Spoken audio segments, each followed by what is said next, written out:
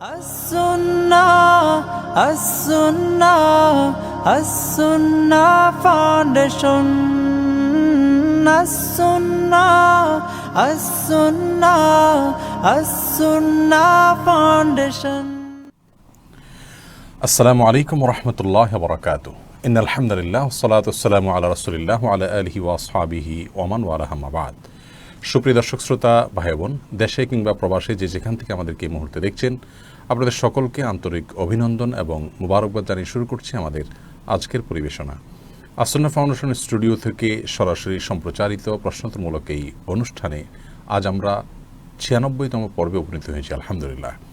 শরঈ সমাধানের ১০০তম পর্ব ইনশাআল্লাহ অচিরেই পূর্তি হতে যাচ্ছে এবং সে উপলক্ষে আমরা আপনাদেরকে কোনো সারপ্রাইজ দিতে পারি কিনা সে চেষ্টা করব ইনশাআল্লাহ বিইذনিল্লাহ।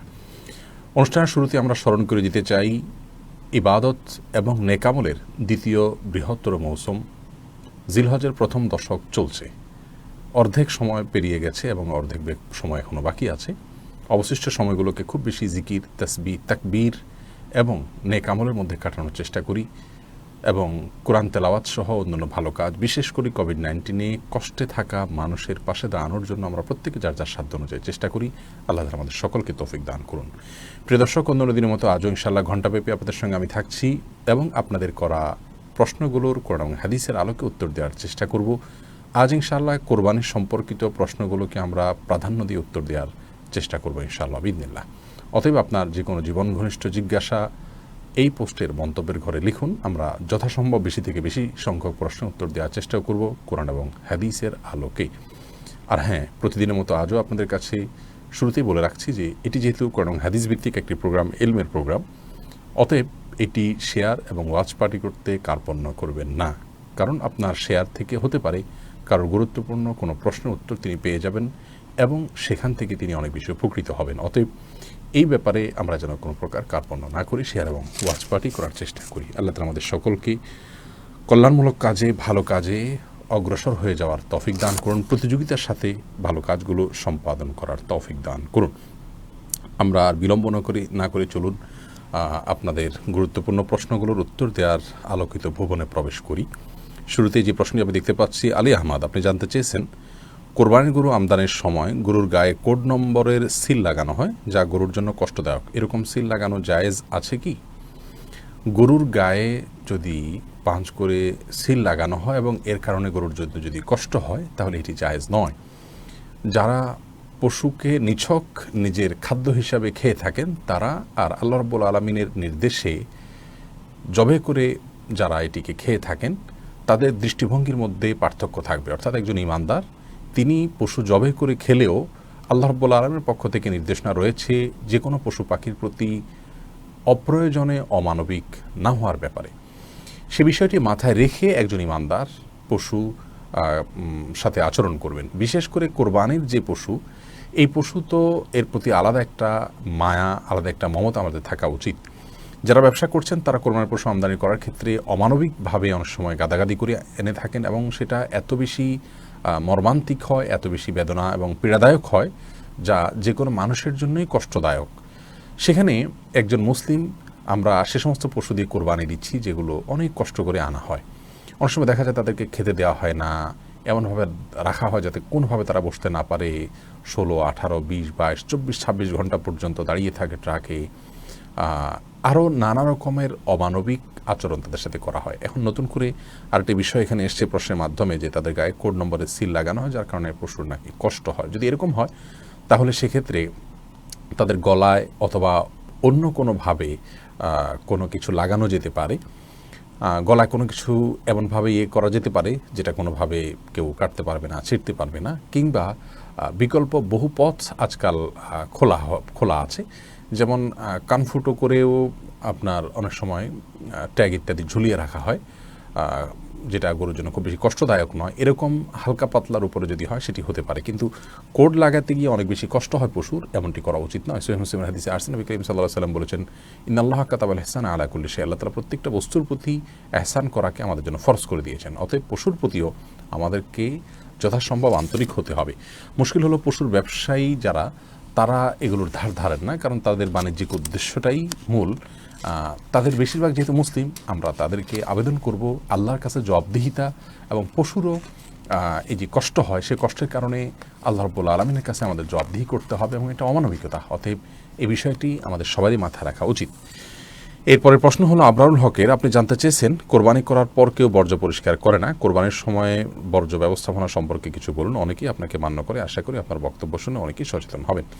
ভাই আবরারুল হকের বিষয়ে আমরা নিয়মিতই বলে আসি, আজকেও আমরা এনটিভির লাইভে বলার চেষ্টা করেছি, অন্য দিনও আমরা এই সম্পর্কে বলি। বর্জ্য ব্যবস্থাপনা কোরবানির সংশ্লিষ্ট যে বর্জ্য হয়ে থাকে এগুলো কোরবানিকারীর ব্যক্তির দায়িত্বের মধ্যে পড়ে। তিনি যদি তার পশুর বর্জ্য দিয়ে পরিবেশ নষ্ট করেন, অনেক সময় দেখা যায় গোবর এবং গরুর পেশাব ইত্যাদি এগুলোর কারণে পরিবেশ নষ্ট হয়, এবং জবাই করার পর সেগুলোর আপনার ভুঁড়ির যে ময়লা আছে সেগুলো, রক্ত, এগুলো যেখানে সেখানে আমরা ফেলে দিই। আমরা মনে করি যে সংশ্লিষ্ট মিউনিসিপ্যালিটির লোকজন এসে তারা পরিষ্কার করবে। না, মিউনিসিপ্যালিটির লোকজনের আশায় বসে থেকে আপনি যে কোনো জায়গাকে নোংরা করবেন, এই অধিকার, এই সুযোগ আমাদের নাই। নৈতিকভাবে এটি আমাদের করা উচিত নয়। বরং আমার কোরবানির পশুর বর্জ্য আমাকেই পরিষ্কার পরিচ্ছন্ন করে ফেলতে হবে। হ্যাঁ, যদি কোনো ডাস্টবিন থাকে, নির্দিষ্ট ডাস্টবিনে যে ময়লা ফেলা যায় সেখানে সে ময়লা আমরা ফেলতে পারি। এর বাইরে কিছু ময়লা আছে যেগুলো আসলে পুঁতে ফেলা উচিত, সেগুলো পুঁতে ফেলতে হবে। আর রক্ত ইত্যাদি এগুলো ধুয়ে না ফেললে পরবর্তীতে মাটির সাথে অথবা রাস্তার সাথে মিশে যায় এবং দুর্গন্ধ সৃষ্টি হয়। কোরবানির পরে মানুষ যদি সেখানে হাঁটতে গিয়ে পথচারীদের যদি নাকে হাত দিতে হয়, তাদের যদি বদদোয়া আসে, তারা যদি এর কারণে কষ্টে নিপতিত হন, তাহলে কিন্তু কোরবানির সওয়াবের বিপরীতে গুনাহে পর্যবেসিত হতে পারে। এই একটি বিষয় আমাদের কোরবানিকে অর্থহীন করে দিতে পারে, এবং আমরা এক্ষেত্রে অনেক বেশি দায়িত্বহীন আচরণ করি। আসুন, কোরবানিকে অর্থবহ করবার জন্য নিজ নিজ কোরবানির পশুর বর্জ্যকে নিজের সম্পূর্ণ দায়িত্বের সাথে পরিষ্কার করে ফেলি। এক ফোঁটা রক্ত কিংবা ময়লা এগুলো যেন পড়ে থেকে অন্য কারোর কষ্টের বা পরিবেশ নষ্টের কারণ না হয়। আল্লাহ আমাদেরকে বোঝার তৌফিক দান করুন। আতিক আহমদ জানতে চেয়েছেন, ইদানিং অভিনেতা ও খেলোয়াড়দের নামে গরুর নামকরণের প্রথা পরিলক্ষিত হচ্ছে, ক্রেতা আকর্ষণের জন্য এই ধরনের প্রথা চালু করা কতটুকু সমীচীন? এগুলো কি উদ্দেশ্যে হচ্ছে এবং যাদের নামে নামকরণ করা হচ্ছে তাদেরকে হেয় করা হচ্ছে কিনা, তারা এগুলোর কারণে মনক্ষুণ্ণ হন কিনা, বিষয়টিকে সেভাবে ভাবার আসলে সুযোগ আমার হয়নি। বিষয়টি আমার নজরে এসছে, কিন্তু ওইভাবে আমি ভাবতে পারিনি। যদি এটাতে তাদেরকে হেয় করা হয় এবং তারা যদি এটার কারণে মনোবেদনায় থাকেন বলে মনে হয়, তাহলে তো এই কাজটি গর্হিত কাজটি করা উচিত নয়। আর যদি এটা নিছকই মজার ছলে করা হয় এবং এখানে কারোরই মনে কষ্ট পাওয়ার বিষয় না থাকে, তাহলে ইনশাআল্লাহ বিদিনিল্লাহ এটাতে অসুবিধা থাকবে না। তারপরেও এ বিষয়ে আরেকটু ভেবে চিনতে আমরা যদি কোনো কথা বলার থাকে ইনশাআল্লাহ পরবর্তীতে আপনাদেরকে জানাবো। তবে এ ধরনের কাজ যেটাতে আসলে ভালো মন্দ দুই দিকই থাকতে পারে, একজন ইমানদার বিশেষ করে কারোর মনে আঘাত হতে পারে, কাউকে তাচ্ছিল্য করার কোনো সুযোগ থাকতে পারে, এরকম পথে ইমানদারের হাঁটার কথা নয়, কারণ এই পথটি ইমানদারের জন্য খুব রিস্কি পথ।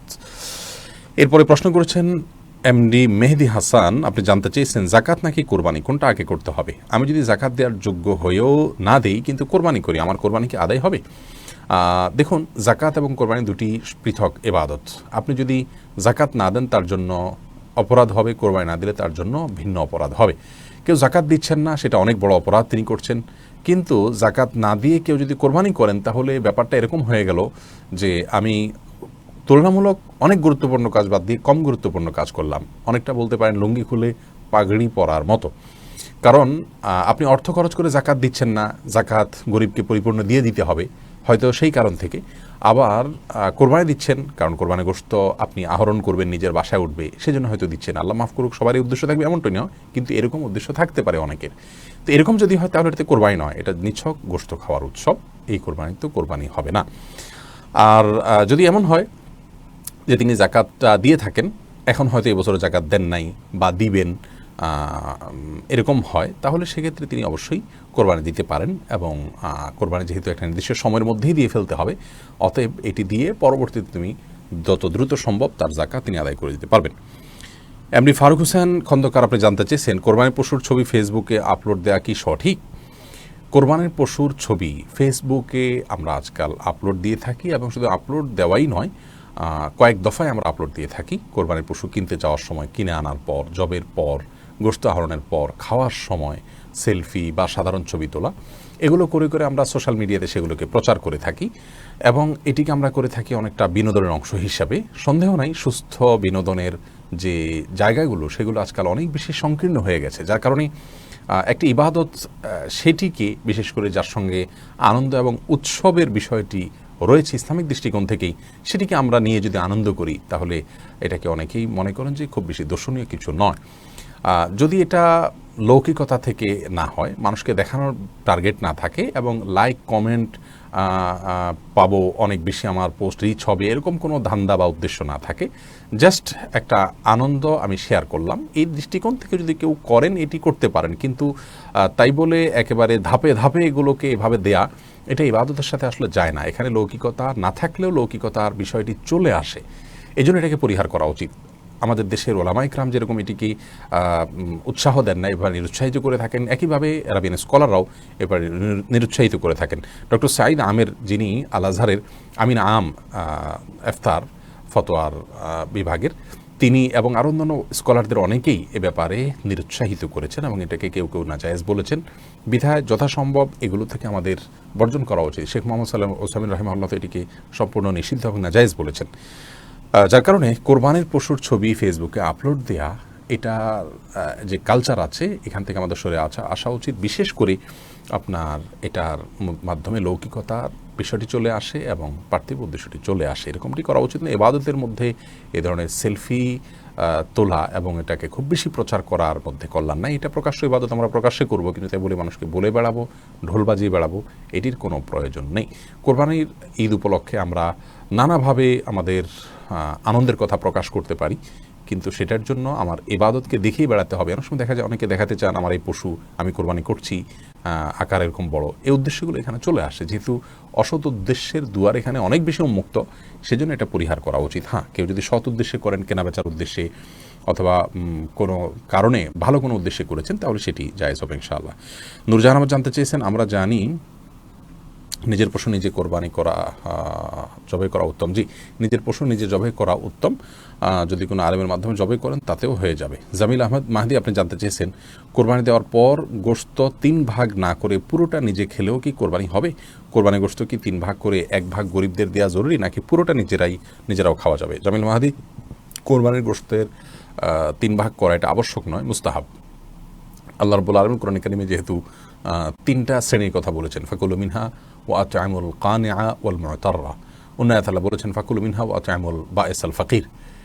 তো এই নির্দেশনাগুলো থেকে বোঝা যায় যে আল্লাহ রাব্বুল আলামিন 3টা শ্রেণীতে আমাদেরকে আপনার কোরবানি গোশতকে বন্টন করার জন্য নির্দেশনা দিয়েছেন, কিন্তু এটি কোনো আবশ্যিক নির্দেশ নয়। যার কারণে কেউ যদি এটাতে একটু হেরফের করেন, যেমন নিজে একটু বেশি রাখলেন, গরিবকে একটু কম দিলেন, অথবা গরিবকে একটু বেশি দিলেন, নিজে কম রাখলেন, অথবা সবগুলো গরিবকে দিয়ে দিলেন বা প্রতিবেশীকে দিয়ে দিলেন, তাতে কোরবানি হয়ে যাবে। একটু হেরফের করলেও কোরবানি হয়ে যাবে।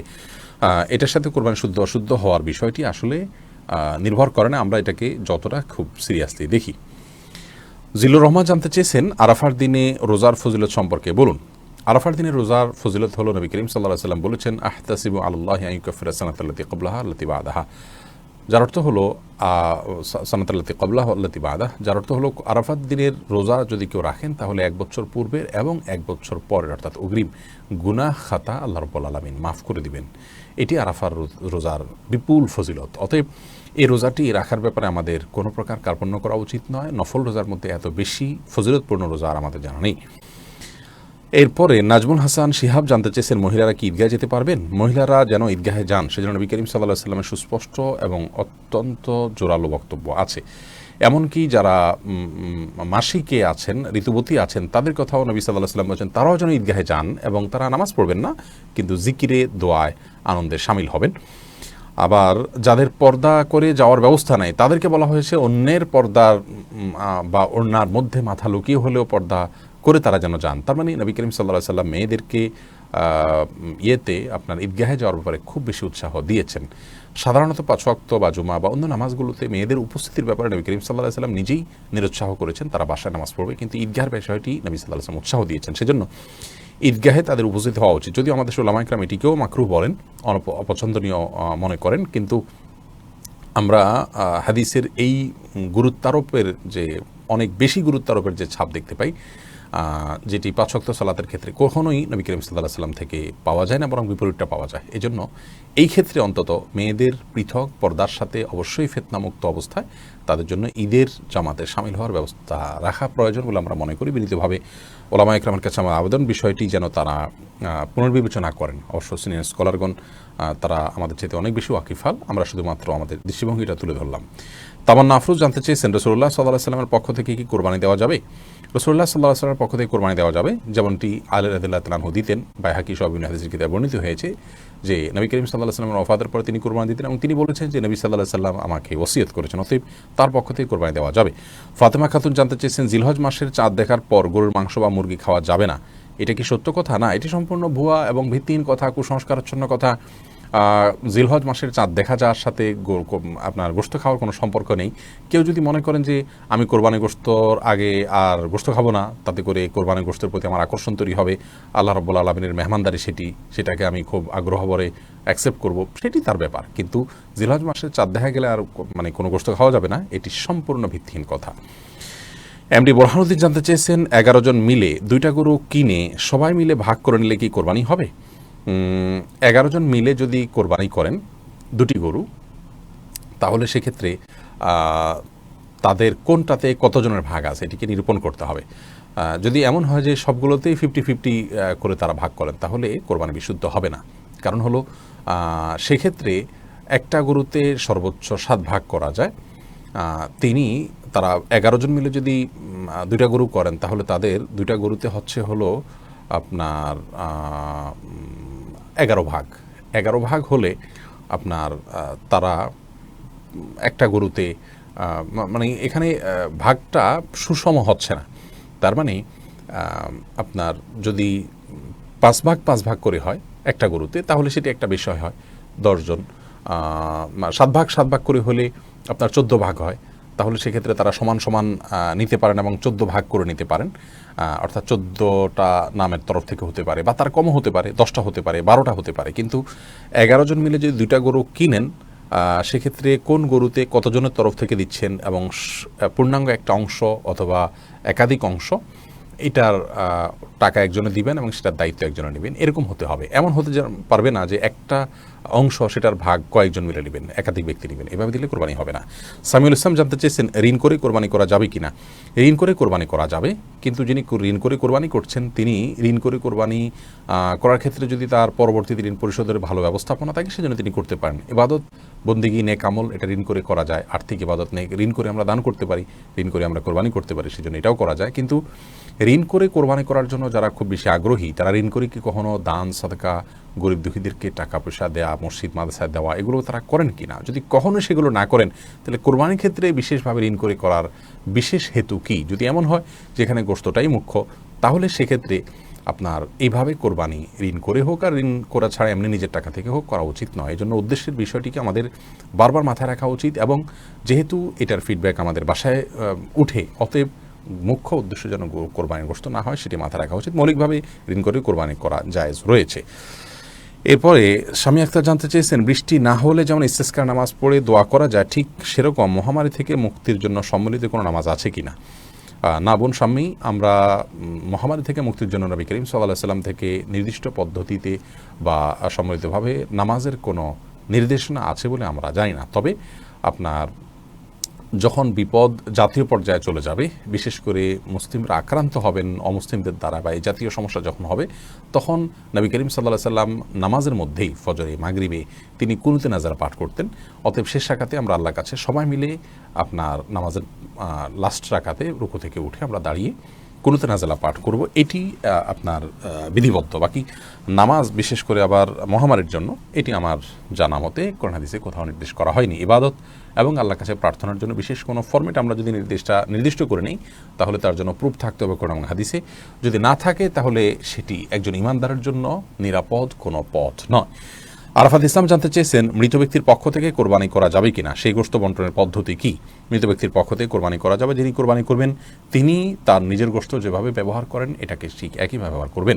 ফাহিমা জান্নাত জানতে চেয়েছেন, আমার বর্তমানে 3টি সন্তান, 2টি সন্তানের পর আমার আরও 2টি সন্তান নষ্ট হয়ে যায়, তৃতীয় সন্তানের জন্মের সময় ডাক্তারের পরামর্শ পরামর্শে অনিচ্ছা সত্ত্বেও লাইগেশন করে নেই, পরে জেনেছি লাইগেশন করা হারাম, শারীরিক ক্ষতি হলেও আমি এখন খুলে ফেলতে চাইছি, এ ব্যাপারে আপনার পরামর্শ চাই। জি বোন, অবশ্যই আপনি যে খুলে ফেলবেন, যেহেতু লাইগেশন করাকে ওলামায়ে কেরাম হারাম বলেন এবং এটি স্থায়ীভাবে জন্ম নিয়ন্ত্রণ এর জন্য করা হয়ে থাকে, এটি আপনি খুলে ফেলবেন। তবে আপনার জন্য পরবর্তীতে সন্তান নেওয়াটা যদি ঝুঁকিপূর্ণ হয়, অবশ্যই ইসলামী শরীয়ত আপনাকে সেজন্য সতর্ক থাকার সুযোগ দিয়েছে। অতএব আপনি কপাটি থেকে নিয়ে আরও যে অপশনগুলো আছে যেগুলোতে দীর্ঘমেয়াদী এবং নিরাপদ আপনার জন্ম নিয়ন্ত্রণ করা যায়, সেগুলো আপনি ব্যবহার করতে পারেন। এরপরে প্রশ্ন করেছেন তাসনিম সুলতানা, আপনি জানতে চেয়েছেন আমার এক বান্ধবীর ধারণা তার বিয়ে না হওয়ার জন্য তার শত্রুরা তার উপরে কালো জাদু করেছে, আমার বান্ধবীর করণীয় কি?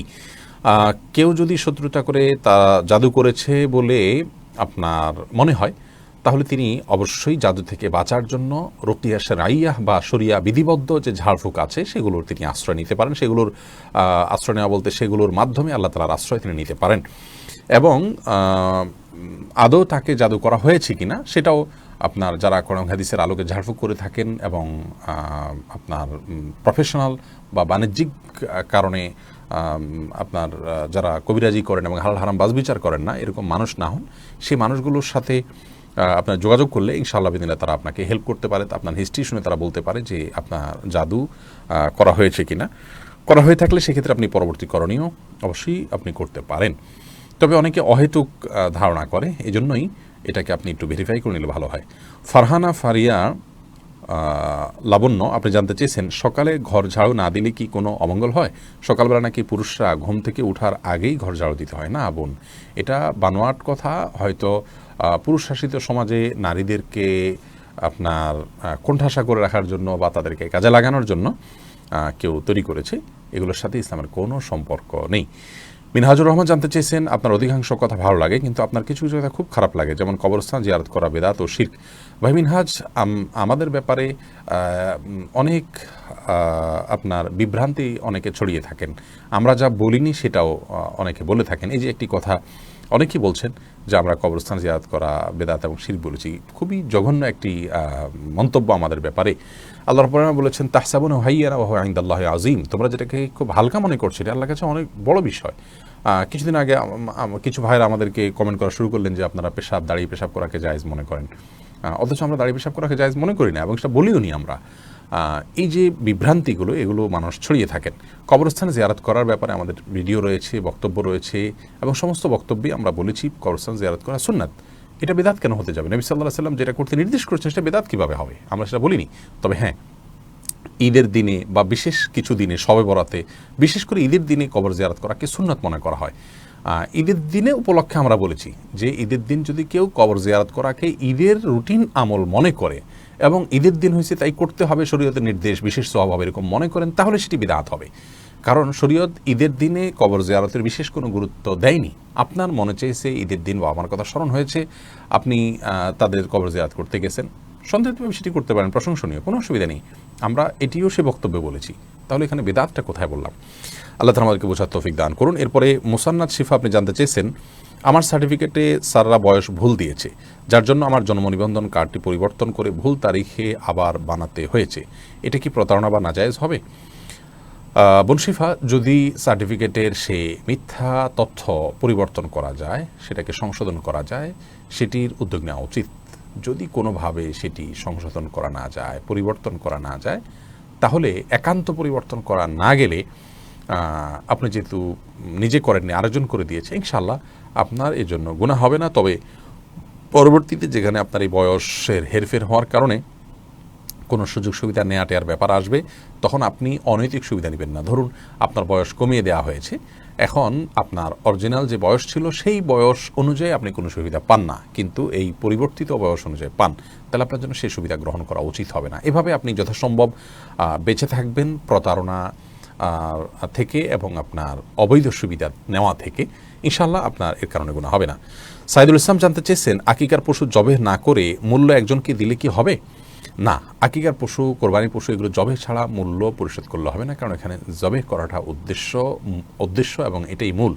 অতএব যদি নগদ অর্থ দিলে হতো তাহলে সেক্ষেত্রে পশু কোরবানি বা পশু জবের কথা বলা হতো না। শরীয়ত যেটাকে যেভাবে করতে বলেছে সেটাকে সেভাবে করার মধ্যেই কল্যাণ রয়েছে।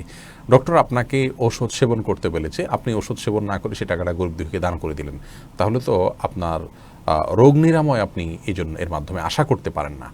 আপনি তো মানে ওষুধ সেবন করার চাইতে আরও উত্তম কাজ করলেন। অতএব যে কাজের জন্য যেটি করতে হবে সেটি আমাদের করতে হবে, অন্য কোনো পদ্ধতিতে গেলে সেটি আদায় হবে না। এমডি সত্তার, আপনি জানতে চেয়েছেন আমাদের কবরস্থানে কাদিয়ানিদেরকে কি মাটি দেওয়া যাবে? কাদিয়ানিরা অমুসলিম এবং এটাই সারা বিশ্বের সমস্ত স্কলারদের, সমস্ত ওলামা ইকরামের স্বীকৃত ফতোয়া। অতএব তাদেরকে মুসলমানদের কবরস্থানে মাটি দেওয়া জায়েজ হবে না, যেহেতু তারা অমুসলিম। এমনি আকরামুল হক জানতে চেয়েছেন আমি একটা মেয়েকে ভালোবাসতাম, আপনার একটা আলোচনা শুনে তার সাথে কথা বলা বন্ধ করেছি, আলহামদুলিল্লাহ নিয়মিত ইবাদত করছি, কিন্তু তার কথা মনে পড়ে, এজন্য তাকে বিয়ে করতে চাই। প্রশ্ন হলো এটা কি সঠিক সিদ্ধান্ত? বিষয়টা পরিবারকে কিভাবে বলবো? আমার বয়স 19 বছর, আমি এখনও ছাত্র।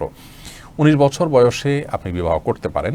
যদি আপনার পরিবার আপনাকে এই বয়সে বিবাহ দিতে পারে সেরকম হয়, তাহলে অবশ্যই আপনি সেই মেয়ে যদি ভালো হয়, তাকওয়ার পথে চলতে চায় এবং দিনের পথে অগ্রসর হওয়ার চিন্তা তার থাকে, আপনি যেরকম অগ্রসর হয়েছেন তার মধ্যে যেরকম অগ্রসর হওয়ার মানসিকতা থাকে, তাহলে আপনার পরিবারকে আপনি কীভাবে কনভিন্স করবেন, আপনারটা আপনি ভালো বুঝবেন, সেভাবে আপনি কনভিন্স করতে পারেন। যদি পরিবারকে কনভিন্স করা না যায়, তাহলে সেক্ষেত্রে আপনি নিজে থেকে এই বয়সে এ ধরনের সিদ্ধান্ত না নেওয়ার পরামর্শ আপনাকে আমি দিব। এবং সেই মেয়েকে আপনি আল্লাহর জন্য যদি ত্যাগ করে থাকেন, সেটা ত্যাগটা পূর্ণমাত্রা হওয়া উচিত। স্মরণ হলে নিজেকে নিয়ন্ত্রণ করা, নিজের সঙ্গে সংগ্রাম করা এবং এই কথার চিন্তা করা যে আপনি তো আল্লাহর জন্য তাকে ত্যাগ করেছেন, অতএব আল্লাহকে সন্তুষ্ট করার উদ্দেশ্যে আপনি একটু ছাড় দিয়েছেন, সেই ছাড়ের ক্ষেত্রে আপনার জন্য পরীক্ষা আসছে, এই পরীক্ষা আপনাকে উত্তীর্ণ হতে হবে। এই বিষয়গুলো যখন চিন্তা করবেন সহজ হবে ইনশাআল্লাহ আপনার জন্য তাকে ভুলে থাকা। আর যদি সেই দিনের পথে খুবই অগ্রসর হতে চায় তাহলে প্রয়োজন অপেক্ষা করবেন, কিন্তু কোনো অবস্থাতেই হারামের দিকে অগ্রসর হবেন না। আপনার পরিবারকে যদি আপনি বুঝিয়ে নিতে পারেন আর সেও যদি উপযুক্ত হয় দিনদার দিক থেকে, তাহলে বিয়ের পদক্ষেপে যাওয়া হলো সবচেয়ে উত্তম এবং ভালো। প্রয়োজনে কোনো আলেমের সহায়তা নিতে পারেন যিনি পরিবারকে বোঝাবেন। আজকাল পরিবারগুলো বুঝতে চায় না, বিশেষ করে মা বাবা অভিভাবকরা বুঝতে চান না যে সন্তানের চরিত্র রক্ষা করার গুরুত্ব কতখানি। অতএব শুধুমাত্র আগ্ধ হয়ে থাকলো, বিয়ে হয়ে থাকলো, যে যার মতো থাকলো, পরবর্তীতে আল্লাহ রাব্বুল আলামিন যখন স্বাবলম্বী করলেন তখন তুলে আনা হলো। এই রকম প্রক্রিয়ার মাধ্যমেও আমরা আমাদের চরিত্রগুলোকে হেফাজত করতে পারি। অতএব অভিভাবকদেরকে বোঝানোর চেষ্টা করতে হবে। জাকিউল ইসলাম নাহিদ জানতে চেয়েছেন বিবাহ সম্পাদিত করার বিনিময়ে ঘটকেরা যে টাকা নেয় এটা জায়েজ আছে কিনা? ঘটকরা দৌড়াদৌড়ি করেন, পরিশ্রম করেন, তথ্য আদান প্রদান করেন, সেই দিক থেকে তারা পারিশ্রমিক নিলে সেটি জায়েজ হবে, অসুবিধা নেই। এইচ.এম. সাবির জানতে চেয়েছেন কোরআন কারীমের সহিহ শুদ্ধ তেলাওয়াত শিক্ষা করার গুরুত্ব কতটুকু, সালাতে পড়তে হয়, এতটুকু শুদ্ধ করলেই কি দায়মুক্ত হওয়া যাবে? কোরআন কারীম শুদ্ধ করা এবং শুদ্ধভাবে তেলাওয়াত করা এটা প্রত্যেক ইমানদারের জন্য অবশ্য কর্তব্য। সালাতের মধ্যে সূরা ফাতিহা সহ যে কয়েকটি সূরা আমাদেরকে তেলাওয়াত করতে হয়, মিনিমাম 4টি সূরা। তো এই পরিমাণ একজন ইমানদারের অবশ্যই বিশুদ্ধভাবে তেলাওয়াত করা শেখা উচিত এবং বিশুদ্ধতাটা তার সাধ্য অনুযায়ী বিশুদ্ধতা নিশ্চিত করা উচিত, যে যতটুকু তার সাধ্যগুলো ততটুকু তিনি বিশুদ্ধ করার চেষ্টা করবেন। তার তেলাওয়াতের মধ্যে যদি কোনো আলেম, কোনো হাফিজ বা কোনো কারিকে দিয়ে যাচাই করে নেন এবং লাহনে জেলি বা বড় ধরনের কোনো ত্রুটি না থাকে, তাহলে ইনশাআল্লাহ তিনি দায়িত্ব আদায় করেছেন। একেবারে শতভাগ যে তাকে তাজউইদের সাথে করতে হবে এমনটি জরুরি নয়। আর গোটা কোরআন স্বাভাবিকভাবে তেলাওয়াতের সময় আল্লাহ রাব্বুল আলামিন বলেছেন ওয়ারাতিল কোরআন তারতিলা, কোরআনকে আমরা তারতিলের সাথে তেলাওয়াত করবো, যথাসম্ভব বিশুদ্ধতার সাথে, যথাসম্ভব আমরা সঠিকভাবে কোরআনে কারীমকে তেলাওয়াত করার জন্য চেষ্টা করব। এবং সেক্ষেত্রে আমাদের সদিচ্ছা থাকা উচিত, আন্তরিকতা থাকা উচিত। বড় কোনো ভুল যদি থাকে তাহলে সেই ক্ষেত্রে আপনার সেটি করা উচিত হবে না। যদি এরকম আমরা আপনার করি যে আপনার কোনো রকম দায় সারা কোরআন তেলাওয়াত করে, অনেকেই করেন, এটা যদি করেন তাহলে সেটি গুনাহের কারণ হবে। বেলাল, আপনি জানতে চেয়েছেন যেসব নারীর সন্তান প্রসবের 40 দিনের পরেও রক্ত প্রবাহ বন্ধ না হয় তারা কিভাবে বাদবন্দি করবেন? 40 দিন পার হওয়ার পরেও যদি রক্ত প্রবাহ বন্ধ না হয়, নেফাস বন্ধ না হয়, তাহলে সেক্ষেত্রে তারা সম্পূর্ণ স্বাভাবিকভাবে সকলে বাদবন্দিকে সম্পাদন করতে পারবেন। সেখানে কোনো আজকাল তো অনেক কিছু ব্যবস্থা রয়েছে যাতে করে ব্লাড যেখানে সেখানে না পড়ে, সে ব্যবস্থাপনা গ্রহণ করার পর তিনি এবাদতবন্দি স্বাভাবিক করতে পারবেন। 40 দিনের পরে আর তার ব্লিডিং হলেও তাকে নেফাসে আক্রান্ত বা আপনার এটাকে আপনার প্রসব পরবর্তী যে ব্লিডিং বলা হয়ে থাকে সেটির মধ্যে গণ্য করা হবে না। আব্দুর রহমান জানতে চেয়েছেন পশু নিস্তেজ হওয়ার আগে চামড়া ছাড়ানো যাবে কি না? পশু নিস্তেজ হওয়ার আগেই যদি চামড়া ছাড়ানো হয় তাহলে এই কাজটি অন্যায় এবং অনুচিত কাজ, যেটা অনেক সময় কসাইরা করে থাকেন। একাধিক পশুর কাজ তারা ধরেছেন, সেই জন্য তারা এটি করে থাকেন। আগে থেকে কসাইদের সাথে এই বিষয়গুলো নিয়ে বোঝাপড়া করে নেওয়া উচিত এবং কোনো অবস্থাতেই আপনার পশুকে এভাবে কষ্ট দেওয়া উচিত না। অকারণে পশুর প্রতি অমানবিক আচরণ করা ইসলাম শরীয়তের দৃষ্টিকোণ থেকে গুনাহের কথা। আল্লাহ রাব্বুল আলামিন প্রত্যেক পশুর প্রতি, সব কিছুর প্রতি আমাদেরকে ইহসান করার নির্দেশ করেছেন। এমনকি যখন জবে করব তিনি বলেছেন ওয়াইদা যাবাহতুম ফাহসিনু যিবহাতা, জবে করলে জবাকৃত পশুর প্রতিও তোমরা ইহসান করবে এবং ছুরিকে ভালো করে ধার দিয়ে নেবে, যাতে করে অহেতুক তাকে বেশি সময় ধরে পচাতে না হয়। সেখানে পশুর প্রাণবাহির আগে থেকে চামড়া ছেলা শুরু করা, রক কাটা, এগুলো অত্যন্ত গর্হিত কাজ, এটা অনেকেই করে থাকেন। আমরা যথাসম্ভব নিজের জায়গা থেকে সাবধান থাকবো ইনশাআল্লাহ বিদিনিল্লাহ। মাহতাব আহমদ জানতে চেয়েছেন কোরবানির পশু জবে করার পর পেটে বাচ্চা পাওয়া গেলে করণীয় কি? শরীয়ত অনুযায়ী নিয়ম হলো সেই বাচ্চাকেও জবে করে দেওয়া, যদি আপনার খেতে ইচ্ছা না করে না খেলেন।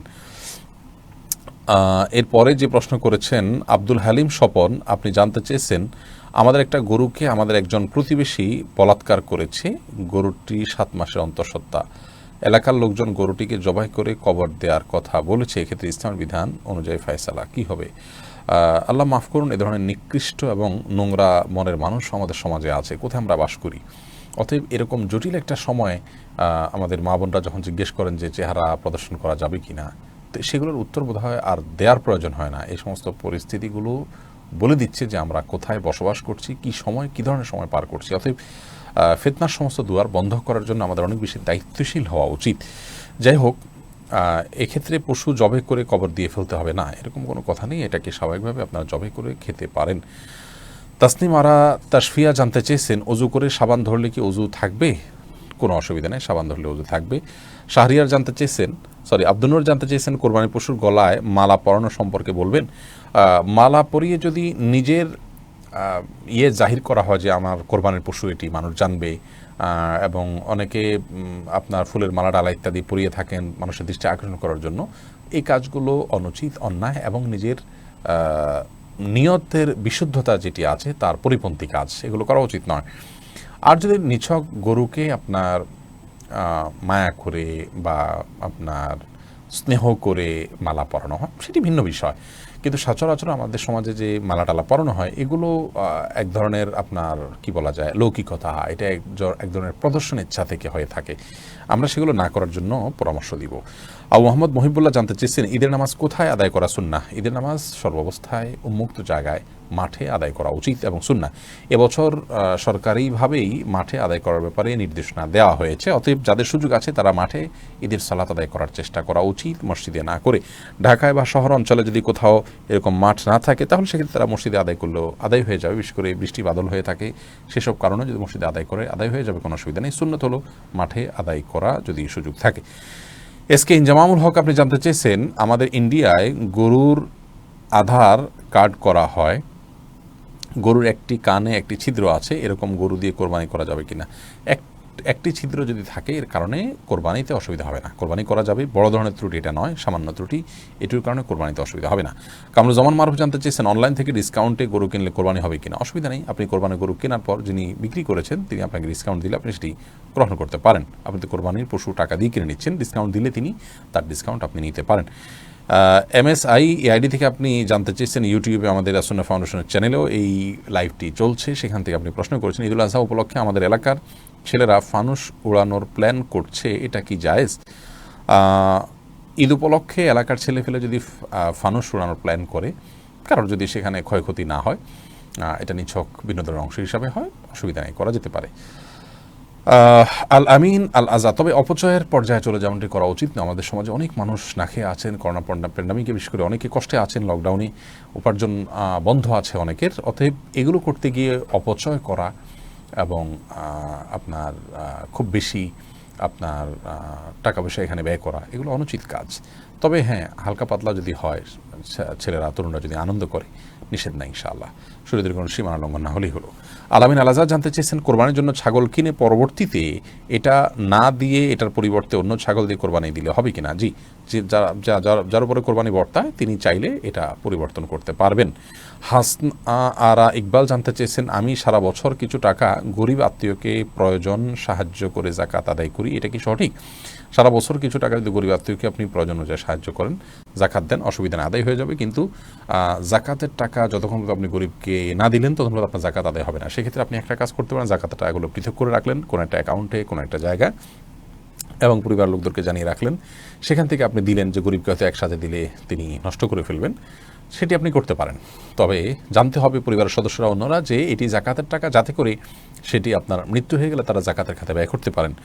তবে এবার মাসে মাসে না দিয়ে যদি আপনি তার কোনো কর্মসংস্থানের ব্যবস্থা করে দিতে পারেন একসঙ্গে, সেটা আরও বেশি উত্তম হবে। এরপরে প্রশ্ন করেছেন রিমি খান, আপনি জানতে চেয়েছেন বাজারে যে বিভিন্ন নামি দামি ব্র্যান্ডের বডি লোশন এবং ক্রিম পাওয়া যায়, সেগুলো কি ওযু গোসল করার পর ব্যবহার করে নামাজ আদায় করা যাবে? নামাজ হবে কিনা? জি, নামাজ হবে ইনশাআল্লাহ বিদিনিল্লাহ। সত্তার তালুকদার জানতে চেয়েছেন স্ত্রী কি স্বামীর ওয়ারিশ? স্বামী যদি স্ত্রীকে কোনো সম্পত্তির ভাগ না দেয় তাহলে কি গুনাহ হবে? যে স্বামী স্ত্রী একে অন্যের ওয়ারিশ, অতএব স্ত্রীর আপনার স্বামীর মৃত্যুর পর স্বামীর সম্পদে ভাগ পাবেন। সন্তানরা যদি থাকেন তাহলে একরকম, কোনো সন্তান না থাকলে আরেক রকম, কিন্তু ভাগ পাবেন। অতএব স্বামী যদি তার স্ত্রীকে বঞ্চিত করেন সেটি তার অবশ্যই গুনাহের কারণ হবে। রহিমা চম্পা জানতে চেয়েছেন টিভিতে নাটক শিরকের দৃশ্য দেখলে শিরকের গুনাহ হবে কি না? শিরকের দৃশ্য দেখানো হলে সেটি আমরা যদি দেখতে থাকি আমাদের কাছে বিষয়টা সহজাত এবং স্বাভাবিক হয়ে যেতে পারে। এই জায়গা থেকে, এগুলো দেখা থেকে আমাদের বিরত থাকা উচিত। হ্যাঁ, শুধু নিছক ধারণার জন্য যে কীভাবে শিরক হয়ে থাকে আপনি জানলেন এবং সেটা ভয়াবহতা সম্পর্কে আঁচ করলেন, যে মানুষ কীভাবে তারই নিজের হাতে করা সৃষ্টিকে কীভাবে পূজা করছে, আপনি জাস্ট ধারণা নেওয়ার জন্য দেখলে সেটি গুনাহের কারণ হবে না। কিন্তু এইভাবে অহরহ যদি আপনি দেখতে থাকেন, বিশেষ করে নাটক সিনেমাতে, আপনার হিন্দি ফিল্ম ইত্যাদিতে যদি অনবরত এগুলো প্রদর্শন করা হয়, যেহেতু হিন্দিরা এগুলো করে থাকেন তাদের সামাজিক কালচার অংশ হিসাবে, সেগুলো দেখতে দেখতে আমাদের কাছে সহনীয় হয়ে যেতে পারে। সেজন্য এগুলো দেখা ওইভাবে অ্যাভয়েড করা উচিত। মোহাম্মদ মিজানুর রহমান জানতে চেয়েছেন, আপনি একটা আলোচনায় বলেছেন রাগের মাথায় তালাক বললেও তালাক কার্যকর হয়ে যায়, এটা দেখে আমার স্ত্রী আমাকে তালাক দিয়েছে, আপনার কথার কোরআন হাদিসের আলোকে ব্যাখ্যা চাই। নবী করিম সাল্লাল্লাহু আলাইহি ওয়াসাল্লাম বলেছেন, সালাতুন জিদ্দুহুন্না জিদ্দুন ওয়া হাজলুহুন্না জিদ্দুন, তিনটি কাজ মানুষ সিরিয়াসলি করলে যা হয়, দুষ্টুমি করে করলেও তা হয়, এগুলো ঘটে যায়। তার মধ্যে থেকে একটি হলো তালাক। অতএব তালাকের এই বিষয়টি খুবই সিরিয়াস, এটা স্পর্শকাতর। বিধায় রাগের মাথা তালাক দিলেও তালাক হবে। কিন্তু রাগ যদি কারোর এরকম হয় যে রাগের কারণে কি বলেছেন তিনি নিজেও জানেন না, এত বেশি রাগ হয়ে গেছে, তাহলে সেক্ষেত্রে সেটি তালাক পতিত হবে না। তবে আপনার স্ত্রী আপনাকে তালাক দিয়েছেন, স্ত্রী যদি বলেন এইভাবে যে আমি তোমাকে তালাক দিলাম, এভাবে বললে তালাক হবে না। এবং স্ত্রীর অর্পিত তালাকের যে পাওয়ার আছে সেটা তিনি কখন খাটাতে পারেন, কিভাবে সেটার প্রয়োগ করতে পারেন, এগুলো আলোচনা সাপেক্ষ বিষয়। এই জন্য এই নির্দিষ্ট বিষয়ে কোনো দক্ষ আলিমের সাথে আপনি দেখা করে কোনো দারুল ইফতাতে গিয়ে আপনি আপনার বিষয়টি ফতোয়া নেবেন ইনশাআল্লাহ। এরপর সাদিক ইসলাম জানতে চাইছেন, বিয়ের পরের দিন ছেলেকে শ্বশুরবাড়ির জন্য বাজার করতে হয়, এটা কি জায়েজ আছে? বিয়ের পরের দিন ছেলে শ্বশুরবাড়ির জন্য বাজার করতে হয়, এরকম কোনো কালচার ইসলাম আমাদেরকে শেখায় নাই। এগুলো আমাদের দেশীয় কালচার এবং সংস্কৃতি। ছেলে যদি সন্তুষ্ট হয়ে নিজে থেকে শ্বশুরবাড়ির জন্য কিছু করতে চায়, উপহার দিতে চায়, ভিন্ন কথা। কিন্তু এটাকে আপনার কালচার বানিয়ে যদি আমরা আদায় করি এবং ছেলে আপনার অপারগ হলেও এটা দেওয়ার জন্য তাকে আপনার কষ্ট করতে হয় এবং দিতেই হয়, তাহলে সেই সংস্কৃতি অবশ্যই প্রশংসনীয় নয়। এরপরে রোদেলা রিসান ভুঁইয়া, আপনি জানতেছেন গরু ছাগলের বট খাওয়া কি জায়েজ? জি, এটা সম্পূর্ণ জায়েজ, তবে এটা যার যার রুচির ব্যাপার। কারোর যদি ভালো লাগে তিনি খাবেন, কারোর ভালো না লাগলে তিনি খাবেন না, একান্তই তার ব্যাপার। সামিয়া ফেরদৌস জানতে চেয়েছেন, তাহাজ্জুদ নামাজ কি ঘর অন্ধকার করে পড়তে হবে, এর কোনো ভিত্তি আছে কি? তাহাজ্জুদের নামাজ এটা আমরা ঘর অন্ধকার করে লাইট বন্ধ করে পড়তে হবে, এর কোনো ভিত্তি নেই। বরং সেটা আপনার যেভাবে সেভাবে আদায় করতে পারেন। আপনার মনোযোগের জন্য আপনি যদি আলো আধার করে নিতে পারেন, ডিম আলো করে নিতে চান, তো সেটি করতে পারেন, কোনো অসুবিধা নেই। তবে অন্ধকারেই পড়তে হবে এমন কোনো বাধ্যবাধকতা বা নিয়ম নেই। আপনি মোবারক জানতেছেন, গরুকে জবাই করার সময় নাম নেওয়া আবশ্যক নাকি? না, গরু জবাই করার সময় নাম নিতে হবে এরকম কোনো বাধ্যবাধকতা নেই। আমরা অনেকে মনে করি যে গরু জবাই করার সময় নামের তালিকা ধরে পাঠ করতে হয়, এটা কোনো আবশ্যক কিছু না। বিধায় এটাকে আমরা আবশ্যক মনে করব না। এটাকে আবশ্যক মনে করলে বরং সেটি সমস্যা হবে। তবে হ্যাঁ, জবাই করার আগে আমরা যাদের পক্ষ থেকে কোরবানি করছি তাদের কথা উল্লেখ করে দিই, বলি আল্লাহ এটা অমুক অমুক অমুক অমুক তাদের তরফ থেকে কবুল করুন। তাদের বাবার নাম উল্লেখ করতে পারেন, অমুকের ছেলে অমুক, অমুকের ছেলে অমুক, অমুকের মেয়ে অমুক, এভাবে বলতে পারেন। আর না হলে শুধু নাম বললে হবে যে অমুক অমুকের তরফ থেকে আল্লাহ তাআলা এই পশু আপনি কোরবানি হিসাবে কবুল করে নিন। এরপরে বিসমিল্লাহি আল্লাহু আকবার আল্লাহুম্মা মিনকা ওয়া লাক বলে আপনি জবাই করবেন। এটি করাটা মুস্তাহাব, নাম উল্লেখ করাটা, কিন্তু করতে হবে এমন কোনো বাধ্যবাধকতা নেই। না করলেও কোরবানি হয়ে যাবে। আল্লাহ তাআলা ভালো জানেন আপনাদের অন্তরে কি আছে, কারা কারা নিয়ত করেছেন, অতএব সেটি অসুবিধা হবে না। এরপরে উম্মে সালমা রিহা, আপনি ইউটিউব চ্যানেলে প্রশ্ন করেছেন, অনেক সময় হাজব্যান্ডকে রাগ করে গজব দিয়ে ফেলি, পরে আফসোস লাগে, এতে কি গজব হাজব্যান্ডের উপরে পড়বে? না বোন, এর কারণে হাজব্যান্ডের উপর গজব পড়বে না। কোরআন কারীমের একটি আয়াত থেকে স্পষ্ট বোঝা যায় যে রাগের মাথায় যখন মানুষ এই ধরনের বদদোয়া দিয়ে ফেলে, আল্লাহ রাব্বুল আলামিন সেগুলোকে বাস্তবায়ন করেন না, এবং তবে এটি একটা অন্যায় কাজ। মুমিন কখনো মানে কথায় কথা অভিসম্পাতকারী হতে পারে না। নবী করিম সাল্লাল্লাহু আলাইহি ওয়াসাল্লাম বলেছেন, ইমানদার কখনো লাআন হয় না, লাআনত করবে, অভিসম্পাত করবে, বদদোয়া করবে কথায় কথা, এটি ইমানদারের চরিত্র নয়। অতএব সবর এবং ধৈর্যের পরাকাষ্ঠা প্রদর্শন করতে হবে ভালো ইমানদার হওয়ার জন্য। এরপরে সাদিয়া আক্তার প্রিয়া জানতে চেয়েছেন, কোরবানির গোশত কতদিনের মধ্যে খাওয়া উচিত? সারা বছর কোরবানির গোশত ফ্রিজে রেখে খাওয়া উচিত কি? বল সাদিয়া, কোরবানির গোশত ফ্রিজে রেখে আপনার খেতে হবে এমন কোনো বাধ্যবাধকতাতে নেই। আমরা এটা কিছুদিন খেলাম, এটা দিয়ে আমাদের 6 মাসের গোশত কেনার কাজ সারলাম, এমনটি করাটা জাস্ট মানে কোরবানির সাথে যায় না, অনুচিত এটুকু বলতে পারি। কিন্তু এরকম কোনো সীমানা বলে দেয়নি শরীয়ত যে এর বেশি রাখা যাবে না। কেউ যদি 6 মাস 8 মাস রেখেও খায় তার কোরবানি হয়ে যাবে ইনশাআল্লাহ বিইذনিল্লাহ। কিন্তু এটাকে দিয়ে আমার পরবর্তীতে গোশত কেনা থেকে আমি বেঁচে গেলাম, এটা দিয়ে সারলাম, এই মানসিকতা রেখে অনেকে কোরবানি দেন, সেটা উচিত না। বাট আপনি চাইলে যে কোনো সময় পর্যন্ত রেখে এটি খেতে পারেন। আলম সিদ্দিক জানতে চেয়েছেন, আকিকা ও কোরবানি গোশত বন্টনের নীতি কি একই? জি, অলমোস্ট একই। আব্দুল হান্নান জানতে চেয়েছেন, কোরবানির গরুর পেটে বাচ্চা থাকলে কি কোরবানি হবে? কোরবানি হয়ে যাবে, একটু আগে বলেছি তার বিধান। নার্গিস নূর জানতে চেয়েছেন, যদি ওজোর থাকে তবে কি হাঁটু মেলে নামাজ পড়া যাবে? ওজোর থাকলে তো ভিন্ন কথা, মাজুরের জন্য সব কিছুই জায়েজ আছে। এভরি রিদওয়ান জানতে চেয়েছেন, আমার এক চাচা কোরবানির উদ্দেশ্যে একটা গরু ক্রয় করেন, কয়েকদিন পর ওনার আরও বেশি দামের একটা গরু পছন্দ হয়, এখন তিনি আগের গরুটির মালিককে ফিরিয়ে দিয়ে নতুন একটি কিনতে চান, এক্ষেত্রে ইসলামে কি বলে? আপনার চাচা স্বাবলম্বী, তার উপরে কোরবানি বর্তায়, কোরবানি তার উপর আবশ্যক হয়, এমন একটি ব্যাপার বোঝা যাচ্ছে। অতএব তিনি চাইলে গরু পরিবর্তন করতে পারবেন, অসুবিধা নেই। সালেহ আহমেদ জানতে চেয়েছেন, কোরবানিতে একটি গরুর সাথে 7 জন কোরবানি দিলে যদি কারোর নিয়ত ভালো না থাকে বাকিদের কোরবানি হবে কিনা? যদি একজনের গোশত খাওয়ার উদ্দেশ্য থাকে এবং তিনি গোশতের জন্য করেছেন, কোরবানি তার উদ্দেশ্যই ছিল না, তাহলে কারোর কোরবানি হবে না, কারণ তার উদ্দেশ্য কোরবানি নয়, গোশত। অতএব কারোর কোরবানি হবে না। এটি হলো সবচেয়ে গ্রহণযোগ্য কথা এই ব্যাপারে, বিশেষ করে যদি গোশতই একমাত্র উদ্দেশ্য। ধরুন কোরবানি বুঝি না, আমার এখানে কিছু গোশত দরকার, সেজন্য সে গোশতের জন্য টাকা দিয়েছেন, এটা জায়েজ হবে না। এরপরে প্রকৃতির বন্ধু সোহেল, আপনি জানতে চেয়েছেন, আমি হানাফি মাযহাব ফলো করি আর আমার বিবি আহলে হাদিস ফলো করেন, পরকালে আমার এর জন্য আলাদা হিসাব দিতে হবে? না, এরকম কোনো বিষয় না। আল্লাহ রাব্বুল আলামিনের কাছে এর জন্য আলাদা কোনো হিসাব দিতে হবে, দুজন দুই জায়গায় থাকবেন, এরকম বিষয় না। আহলে হাদিস হানাফিরা সবাই এক জায়গায় থাকবে, দুনিয়াতে আমরা একত্রে থাকতে না চাইলেও আখিরাতে আল্লাহ একত্রেই রাখবেন ইনশাআল্লাহ বিইذনিল্লাহ। মোহাম্মদ সজীব মোল্লা জানতে চেয়েছেন, মুমূর্ষু অবস্থায় কি পশু জবাই করা যাবে? পশু জবাই করা যাবে যদি প্রাণ থাকে তার মধ্যে, তাহলে শ্বাস প্রশ্বাস থাকে, তাকে জবাই করে খাওয়া যাবে। কিন্তু কোরবানির জন্য এই ধরনের পশু জবাই করলে কোরবানি যথেষ্ট হবে না। মোহাম্মদ তামিম জানতে চেয়েছেন, কোরবানিতে জোড় ভাগে যেমন 2, 4, 6 ভাগে কোরবানি দেওয়া যাবে কিনা? যাবে। অনেকে মনে করে কোরবানি বেজোড় হতে হবে, এমন কোনো বাধ্যবাধকতা নেই। 1, 3, 5 যেরকম দেওয়া যাবে, 2, 4, 6 ভাগেও কোরবানি দেওয়া যাবে। সাইফুল ইসলাম জানতে চেয়েছেন, জানাজার নামাজের ডান দিক থেকে সালাম ফিরিয়ে কি ডান হাত নামিয়ে ফেলতে হয়? এমন কোনো বিষয় আবশ্যক নয়, আপনি 2 দিক সালাম ফেরানোর পরেই হাত খুলতে পারেন। হাফেজ মোহাম্মদুল্লাহ জানতে চেয়েছেন, স্ত্রী গর্ভবতী হলে স্বামীরা কি গরু জবাই করতে পারে? কোনো অসুবিধা নেই। স্ত্রী গর্ভবতী হলে স্বামীরা জবাই করতে পারেন না, এরকম কথা আমাদের সমাজে বলা হয়ে থাকে, কিন্তু এই কথার কোনো ভিত্তি, গ্রহণযোগ্য কোনো ভিত্তি নেই। বরং এরকম অবস্থাতে স্বামী চাইলে পশু জবাই করতে পারেন। টাকা ধার করে কোরবানি করলে কোরবানি বিশুদ্ধ হবে কি না? জি, একটু আগে আমরা বলেছি ঋণ করে কোরবানি দেয়া যাবে, যদি ঋণ পরিশোধ করার ব্যবস্থা থাকে তাহলে এটি করাতে কোনো অসুবিধা নেই। সাকিব আহমেদ, আপনি ইউটিউব চ্যানেল থেকে প্রশ্ন করেছেন, আমার ফার্মেসি আছে, অনেক মহিলা আছে যারা 2-3 মাস অন্তঃসত্ত্বা হওয়া সত্ত্বেও এই অবস্থায় এসে বাচ্চা নিতে চায় না, এই অবস্থায় এসে আমার কাছে চিকিৎসা চায়, আমি তাদের সমস্যার সমাধান করে দিই, এটা কি কোনো পাপ হয়? 2-3 মাসে অন্তঃসত্ত্বা হওয়ার পর সে গর্ভের সন্তান নষ্ট করা গুনাহের একটি কাজ।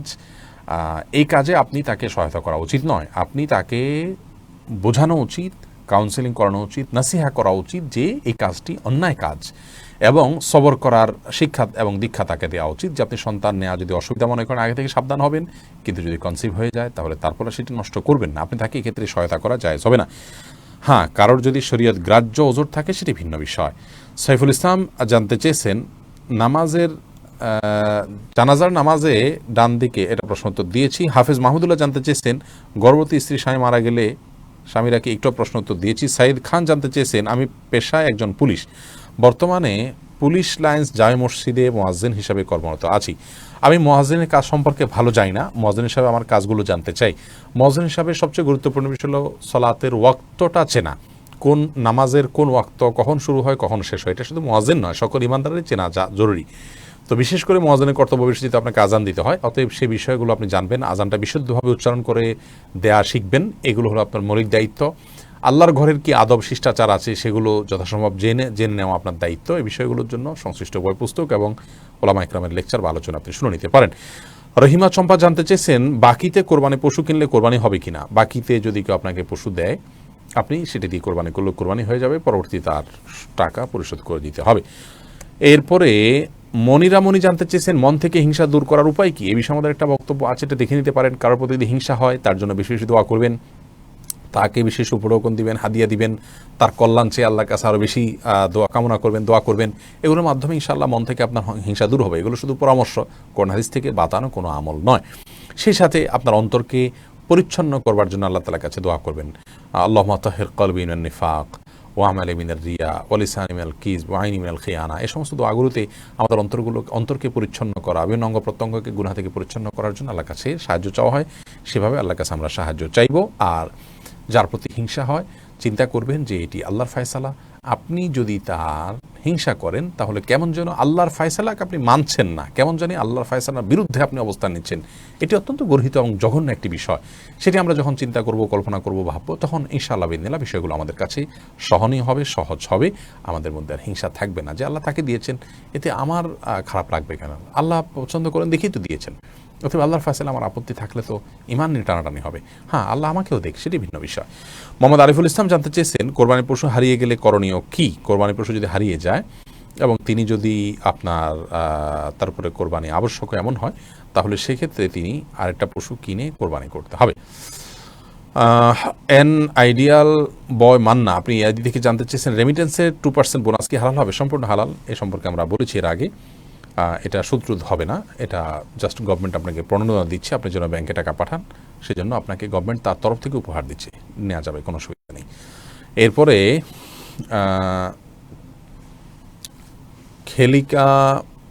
কোহেলিকা তারপরে তাজরিমিন কলি, এই আইডি থেকে আপনি জানতে চেয়েছেন, দূর থেকে কিভাবে রিলেটিভ মা বাবা শ্বশুর শাশুড়ির হক পালন করা যায়। তাদের সাথে যোগাযোগ করবেন, সুসম্পর্ক বজায় রাখবেন, আত্মীয় স্বজনের সাথে সুসম্পর্ক বজায় রাখা, তাদের খোঁজখবর নেওয়া, বিপদে দূর থেকে যতটুকু সাহায্য করা যায় সুপরামর্শ দিয়ে, দোয়ার মাধ্যমে, অর্থ প্রেরণ করে, যেভাবে সম্ভব সেভাবে আপনি খেদমত করবেন। আবু বকর সিদ্দিক ওয়াইজ এআডি থেকে আপনি জানতে চেয়েছেন, মৃত ব্যক্তির গোসল দিয়ে টাকা নেওয়া জায়েজ আছে কিনা। গোসল দেওয়াটা মুসলিমদের কর্তব্যের অংশ, দাফন, গোসল, কবর দেওয়া। এই জন্য এগুলো দিয়ে কোনো মানুষ সেগুলো করে টাকা নেওয়াটা তার জন্য উচিত নয়, এটা জায়েজ নয় তার জন্য। এমডি সেলিম রেজা জানতে চেয়েছেন, আমার মা বাবা যৌতুক নিয়ে বিয়ে করাতে চায়, তাই আমি নিজে বিয়ে করে ফেলেছি, এতে কি গুনাহ হবে। আপনার মা বাবা বিয়ে করাতে চায়, সেজন্য আপনি এড়িয়ে নিজে বিয়ে করে ফেলেছেন, এটি কতটা যৌক্তিক আপনি নিজে চিন্তা করে দেখুন। কারণ আপনি মা বাবাকে সম্মত রেখে আপনি যদি শ্বশুরবাড়ি থেকে যৌতুক না নেওয়ার ডিসিশন নিতেন, তাহলে সেটা আপনার সুযোগ ছিল কিনা।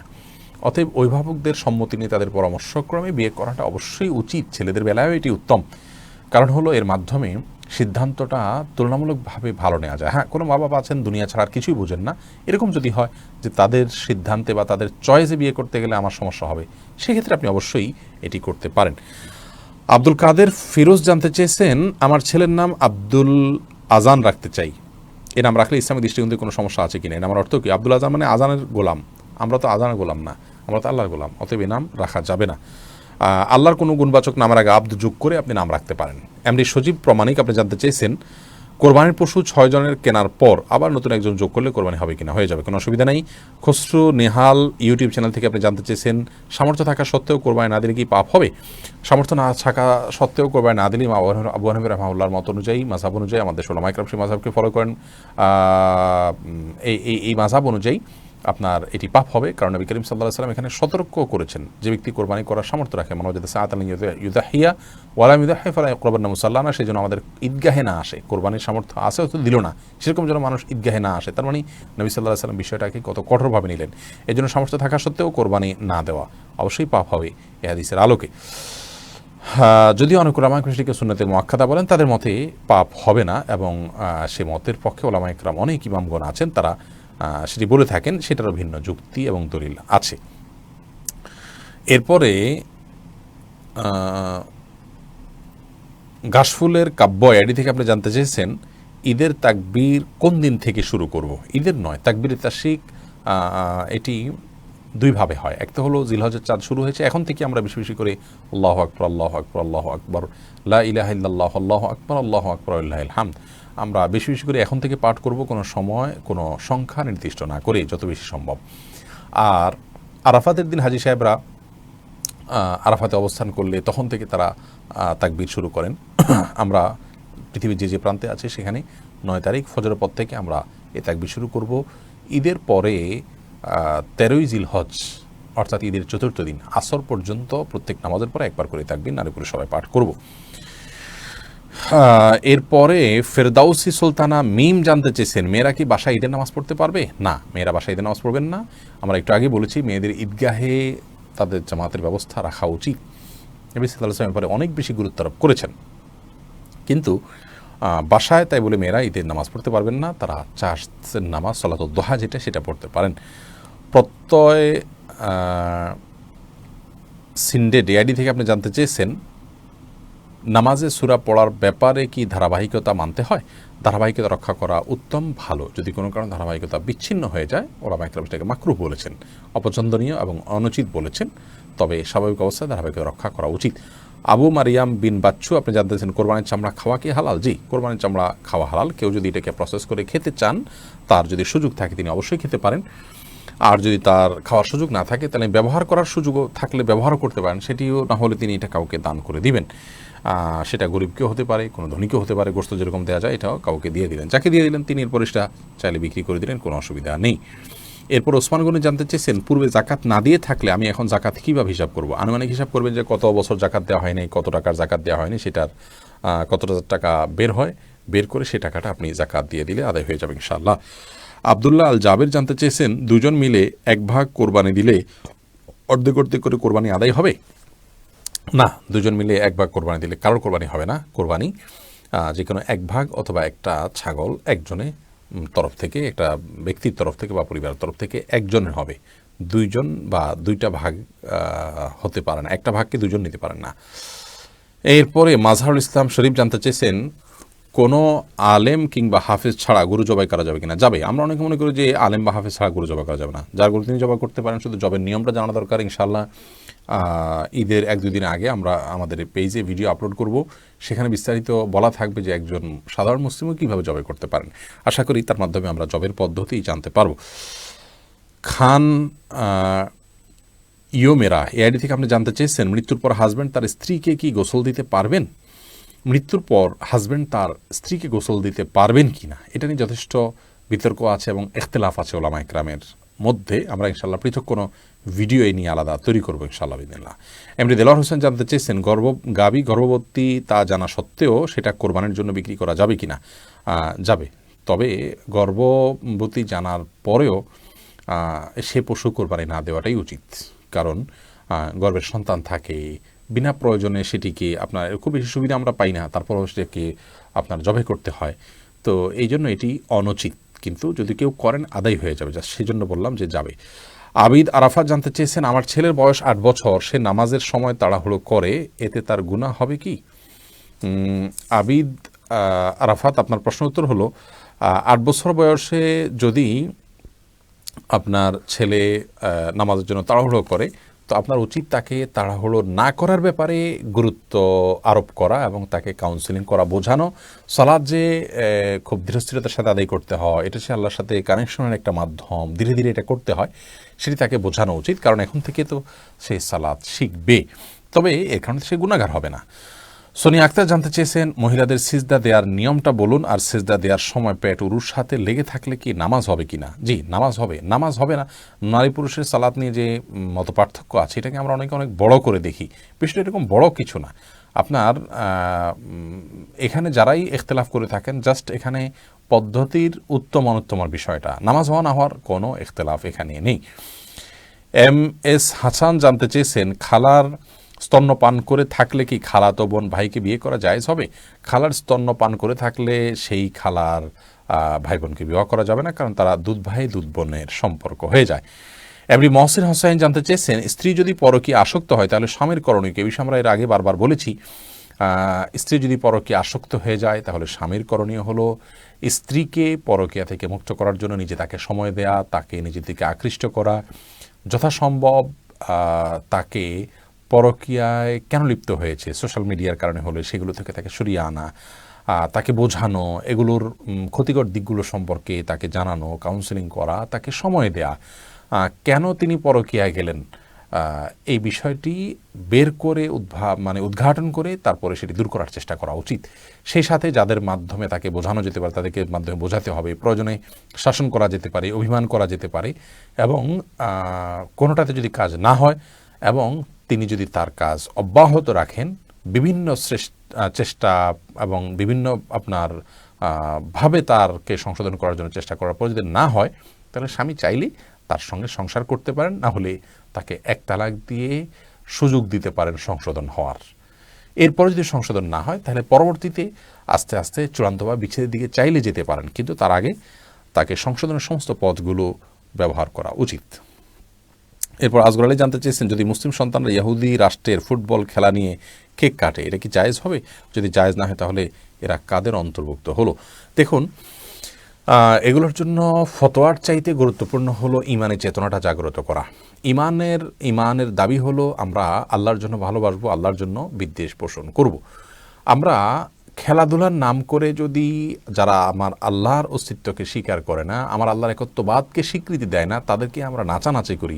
আমার জন্ম নিয়ে সন্দেহ করা কোনো মানুষ, আমার মায়ের চরিত্র নিয়ে সন্দেহ করা কোনো মানুষ যদি ভালো খেলেও, আমি কি তাকে নিয়ে খুব বেশি হইচই করতে পারি না। যদি করি তাহলে আমি মায়ের কুলাঙ্গার সন্তান বলতে পারি, এর বেশি কিছু না। তো একজন ইমানদার কিন্তু তার ইমানের জায়গা থেকে কাজগুলো করতে পারেন না। আজ মুসলিমদের চেতনা ভোতা হয়ে গেছে, ইমানি চেতনা আমাদের মধ্যে নাই।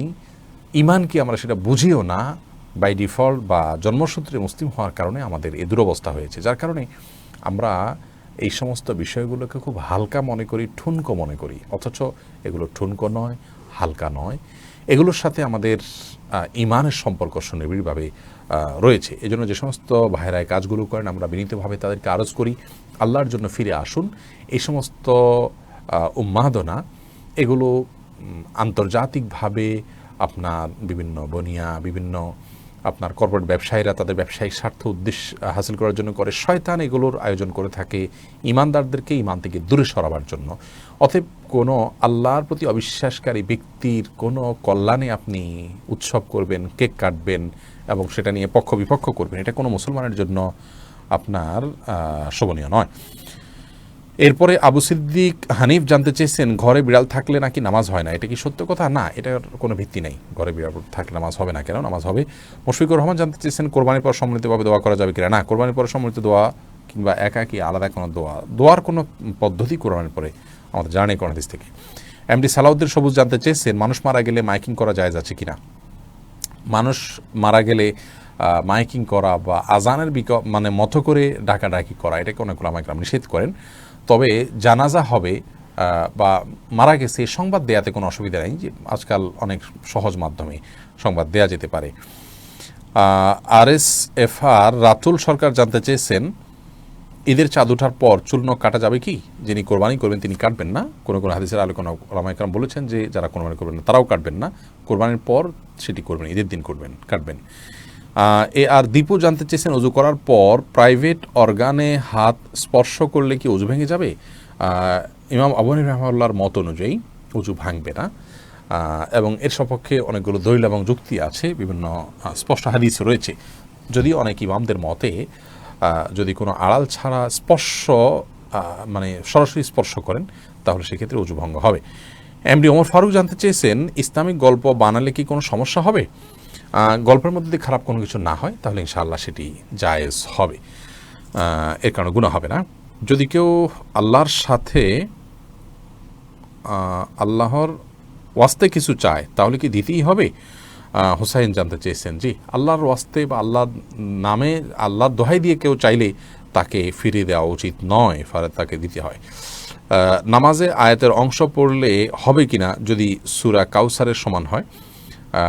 জি, অবশ্যই হয়ে যাবে। এটাতে যদি সূরা কাউসারের সমান হয়, ছোট 3 আয়াতও হয়ে যায়, ইনশাআল্লাহ সালাত হয়ে যাবে, অসুবিধা নেই। সূরা হাশরের শেষ 3 আয়াত দিয়ে নামাজ পড়লে নামাজ হবে কিনা? হয়ে যাবে, কোনো অসুবিধা নেই।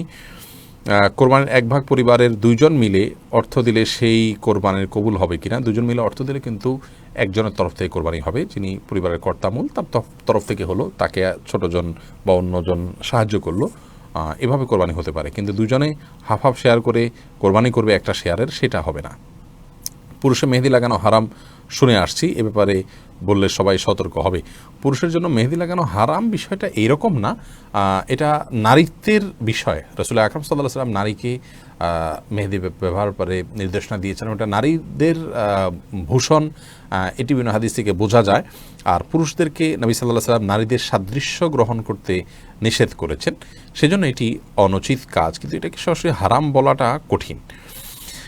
ওসমান গনি জানতে চেয়েছেন, পূর্বে জাকাত না দিয়ে থাকলে আমি এখন জাকাত কীভাবে দেব? আপনার প্রশ্ন উত্তর দিয়েছি। এরপরে প্রশ্ন হলো, টাকা ধার করে কোরবানি করলে কোরবানি কবুল হবে কি না? জি, কবুল হবে যদি আপনি ধার করা কোরবানি পরিশোধ পরে করেন। এই বিষয়ে আজকে অনেকেই জানতে চেয়েছেন। কসরে থাকা অবস্থায় ফজরের সুন্নত নামাজ পড়তে হবে কি না? আবু বকর সিদ্দিক জানতে চেয়েছেন, জি, কসরে থাকা অবস্থায় ফজরের সুন্নত পড়তে হবে। এটি গুরুত্বপূর্ণ, হাদিসে আসছে যে লা তাদাহুমা ওয়ালা তারাদাতকুমুল খাইল, সফরের মানে এই দুই রাকাতের জন্য আমরা না ছাড়ি, সেজন্য নবী সাল্লাল্লাহু আলাইহি ওয়াসাল্লাম নির্দেশনা দিয়েছেন। মৃত ব্যক্তির তরফ থেকে কোরবানি জায়েজ আছে কিনা? জাহাঙ্গীর আলম জানতে চেয়েছেন, জি, জায়েজ আছে। নামাজের পর আলাদাভাবে কোনো সেজদা দেয়া কি বিদাত? নামাজের পরে আলাদাভাবে কোনো সেজদা দেওয়ার কোনো শিক্ষা হাদিস থেকে আমাদের জানা নেই, সেরিনা জানতে চেয়েছেন। তবে যদি কেউ আল্লাহ রাব্বুল আলামিনের প্রতি কৃতজ্ঞতা থেকে সেজদাতে শুকর বা অন্য কিছু দেন, তার কোনো কিছু মনে ওঠে বা আল্লাহর সঙ্গে একান্তে কথা বলতে চান সেজদা দিয়ে, তো এটা দিতে পারেন তিনি। কিন্তু সালাতের পর নিয়ম বানিয়ে যদি এরকম দেন তাহলে সেটি বেদাতে পর্যবসিত হতে পারে। এটাকে যদি কেউ সালাতের অংশ মনে করেন বা সালাত পরবর্তী করণীয় হাদিস বর্ণিত কাজ মনে করেন তাহলে এটি ভুল হবে এবং ভ্রান্ত ধারণা হবে। প্রিয় দর্শক, দেখতে দেখতে নির্দিষ্ট সময় 1 ঘন্টার বেশি সময় আমরা আপনাদের সঙ্গে ছিলাম এবং সময় পেরিয়ে গেছে। শতাধিক প্রশ্নের উত্তর আজও আমরা দিয়েছি। ইন আসবতু ফামিন আল্লাহ ওয়াইন আখতাতু ফামিন মিনাশ শাইতান। আল্লাহ তাআলা আমাদেরকে আল্লাহর কল্যাণের পথে, সন্তুষ্টির পথে অগ্রসর রাখুন। এবং ঈদের অগ্রিম শুভেচ্ছা আপনাদেরকে জানিয়ে রাখছি। ঈদ মুবারক, তাকাব্বালাল্লাহু মিন্না ওয়া মিনকুম সালিহাল আমাল। ঈদের আগে আমরা আর কোনো লাইভ প্রোগ্রামে হয়তো আসতে পারবো না, সেই সাথে আগামী জুমাবারেও হয়তো আমরা লাইভে থাকতে পারবো না। ইনশাআল্লাহ বিদিনিল্লাহ পরবর্তী সপ্তাহ থেকে আমরা আবার কন্টিনিউ করবো, আল্লাহ যদি আমাদেরকে বাঁচিয়ে রাখেন। তবে আমাদের পেজ এবং ইউটিউব চ্যানেলে আমরা নিয়মিত আপনাদের প্রয়োজনীয় বিষয়গুলোকে উপস্থাপন করে যাওয়ার চেষ্টা করবো ইনশাআল্লাহ বিদিনিল্লাহ। সেজন্য আমরা সদা জাগ্রত আছি, সচেষ্ট আছি। IQA ইসলামী প্রশ্নোত্তর নামে একটা পেজ আমরা খুলেছি, একটা ইউটিউব চ্যানেল খুলেছি, সেখানে আপনার জীবনের খুঁটিনাটির সমস্ত প্রশ্নগুলোর উত্তর আমরা দেওয়ার চেষ্টা করছি ছোট ছোট ক্লিপ আকারে 1 মিনিট, 1.25 মিনিটের মধ্যে। সেই পেজ এবং চ্যানেল আপনারা সাবস্ক্রাইব করে রাখুন। এই পোস্টে এবং মন্তব্যের ঘরে অ্যাডমিনদেরকে আমি সেইগুলোর লিঙ্ক দিয়ে দেওয়ার জন্য বিনীতভাবে অনুরোধ করছি, তারা দিয়ে দিবেন ইনশাআল্লাহ। আপনারা সেগুলোকে ফলো করবেন এবং তার মাধ্যমে আপনারা অগ্রসর হবেন। আমরা একটা ওয়েবসাইটও করেছি IQA নামে, সেটাকেও আমরা ইনশাআল্লাহ বিদিনিল্লাহ প্রশ্নোত্তরের বিশাল বড় সংগ্রহশালায় পরিণত করার পরিকল্পনা হাতে নিয়েছি। আসন্না ফাউন্ডেশনের কোরবানির প্রজেক্টে অনেকে অংশগ্রহণ করেছেন, আল্লাহ তাআলা আমাদের কোরবানিকে কবুল করুন। ইতিমধ্যে আমরা দেশের বিভিন্ন অঞ্চলে সেগুলোকে বন্টন করে দিয়েছি এবং পশু কেনার প্রক্রিয়া চলছে, এখন টাকা প্রেরণ করা হয়ে গেছে। ইনশাআল্লাহ বিদিনিল্লাহ আগামী রোববারে কোরবানির প্রজেক্টে অংশগ্রহণের শেষ সময় থাকবে। কোরবানির পর ইনশাআল্লাহ আরও কয়েকটি বড় বড় গুরুত্বপূর্ণ কাজ এর ঘোষণা আসবে। আল্লাহ তাআলা সে পর্যন্ত আমাদের সবাইকে ভালো রাখুন, সুস্থ রাখুন, নিরাপদে রাখুন। আজকে এখানে শেষ করছি। আসসালামু আলাইকুম ওয়া রাহমাতুল্লাহি ওয়া বারাকাতুহু।